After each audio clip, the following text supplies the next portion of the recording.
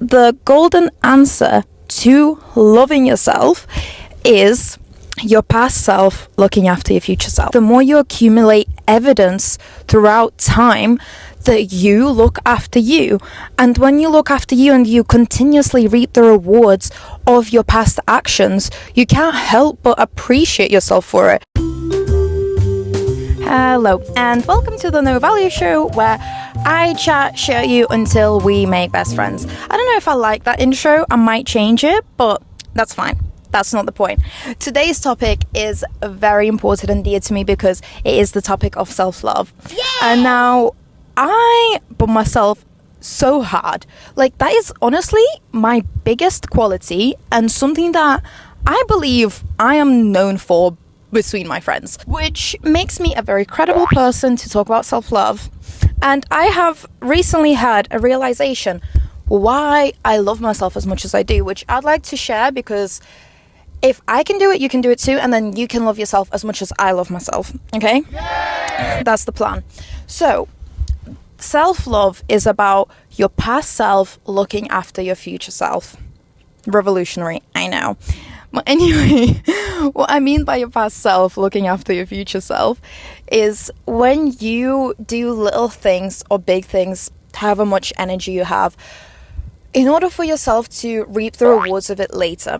So, for example, like even little things like getting a glass of water and putting it by your bedside table so that when you wake up thirsty, which we all do, you can just reach and grab the glass of water and drink it. And then the more you accumulate those little things and you accumulate like a history and like a logbook of you doing things for yourself that you get to reap the benefits of, the more you love yourself, because your day, like, you realize that your day goes so much easier and better than you had anticipated it to go, and you only have yourself to thank for it.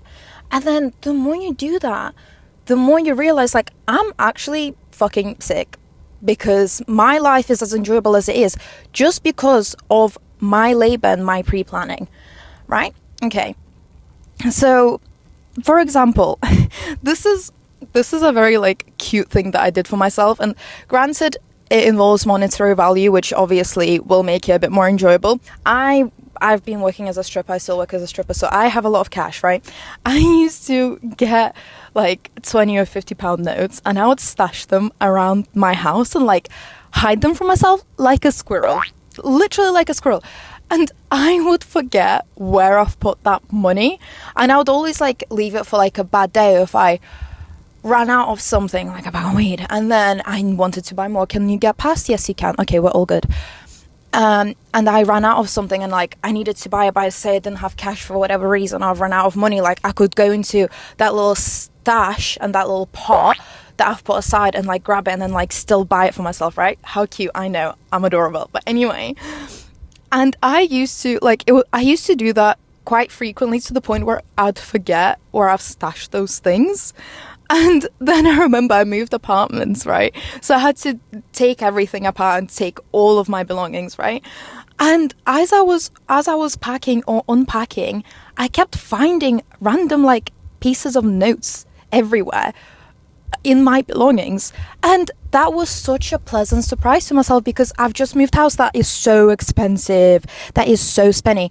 So to have that little like present from me to me that I even forgot about was so nice. And I was like, oh my god, I am truly such a gem. I am literally a star. Yes, sir. And now, like, I'm 25, so I've been doing things to look after myself, say, I don't know, 21, 22 maybe, because when I was like 18, 19, 20, whatever, like I still very much lived in the moment.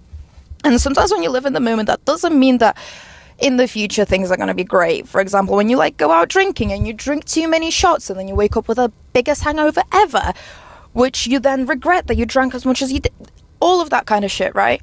And just like setting myself up for failure, right? So say like leaving my assignments to do till the last fucking minute, that's not nice to you. That's not nice to yourself. You then walk around life with a feeling of like, oh, I shouldn't have done that, and you only have yourself to blame. So obviously you're going to start disliking yourself more, because you only have yourself to blame when you do those things. I'm not saying when things are out of your control. I'm saying when you could have done differently, and you get to your future self and you're like, damn, I should have done this differently. You only have yourself to blame, and then you go into a spiral of blaming yourself and you feel shitty about it. That's the opposite of self-love. Self-love is when you feel grateful for yourself and what you've done. Where was I going with this? Where was I going in this? Yeah, so I've only been doing this for, I don't know, say since 21 or something, when I started to become a little bit wiser, and I realized from my past mistakes that I shouldn't treat myself like this. And so by this time, by the age of 25, I have accumulated so many examples of me treating me so freaking nice that I won't even like need to experience the thing that I set up like the evening before, like the benefits for my future self. I don't even need to like come across them to appreciate myself, because I've accumulated such a long history of me being so kind to myself that it's now engraved in my brain that I'm such a lovely human being, and I have myself to thank for it, you know. And like, I enjoy my life so freaking much. I'm living the best life that I could have asked for, mostly. Some things are out of my control that we're trying to change, but anyway. And I am so grateful. I'm like, I love myself because I get to live such an enjoyable life that is tailored specifically to me, by me. How can I not love myself for it, right? And there was something else I wanted to say that completely slipped my mind. I do not know. I do apologize. Usually things come back to me because I talk like a million miles an hour, and things come back to me. It's fine. Okay, last 5 seconds to remember what I was going to say. This is what I was going to say. I'm totally going to fast forward me thinking. I was thinking for way too long. Anyway, so when you do need to do those things, like in your current self, when you're setting things up for your future self, it doesn't feel like a task. It does not feel strenuous in any shape, way, or form, because you know that you will reap the benefits of it later. So say when you do have to do the 30% of an assignment today and now, yes, obviously it's a bit annoying because you have to do work, or we know this, right? Whatever. But do it once, force yourself to do it once, and then your future self, when you stumble across the benefit of it, you will be so grateful that you forced yourself to do that, and you set yourself up to do that, that you will be encouraged to do it again in the future. And that will be your motivation. And when you'll be doing that to set yourself up for the future, one, it'll become habit and it'll become like regular pattern of thinking with time. Two, it won't feel strenuous because you know you'll be thanking yourself for it later, and it'll be enjoyable, and you'll be proud of yourself for doing it because you know you're doing it for you, right? And then again, you build trust in yourself, and that's how you build admiration for yourself.